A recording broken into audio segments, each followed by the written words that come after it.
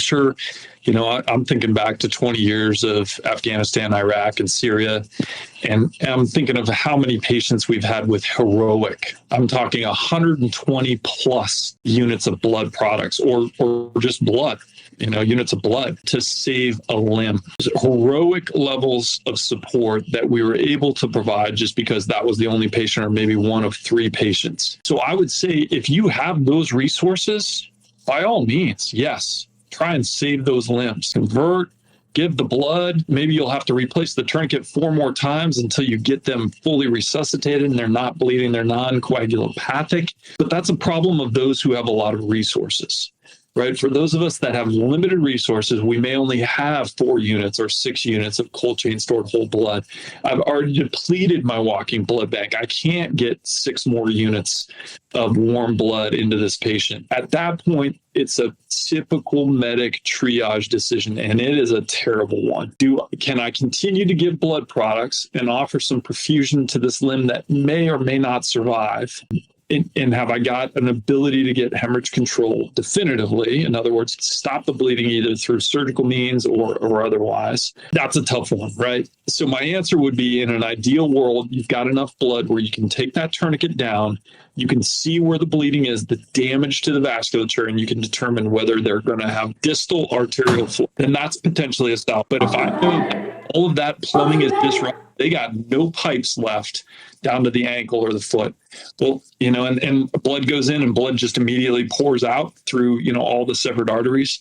At that point, even a more junior and less experienced provider is going to say that's probably not a salvageable limb. The problem with what I just said, Dennis, is what? That implies you've got blood available to really test this thing out. This is an unenviable position. It's a tough position for our medics to be in, because really, that's why I go back to what we said at the beginning. Your main job is resuscitate the patient, get them warm and non-coagulopathic. If we can do that, the limb may or may not survive. But either way, not having an extremity is a problem of the living, to quote Andre Kapp when asked about blood transfusions and getting infectious diseases from blood transfusions. Dr. Kapp has a great quote. He goes, well, you know what? That's a problem of the living, because they're alive to deal with their transfusion-related illness. Same thing here. You're an amputee, but you're alive. I don't mean to be insensitive, because I know that has massive impacts on the quality of life for our folks that are amputees and have suffered through this. But the flip side is, I don't want the medics to walk away doing neither thing well, neither resuscitating nor converting the tourniquet. We always want to make a good faith effort for that, but at a certain point, you got to be able to lay your head down on the pillow at night and say you did everything you could for that patient. Yeah, absolutely.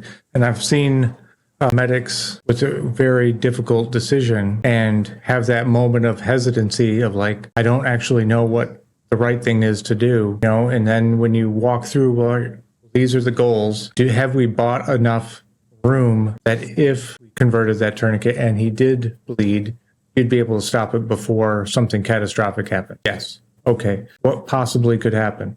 Well, this and this and this and this. Like, okay, what are your answers for those things if they were to happen right now?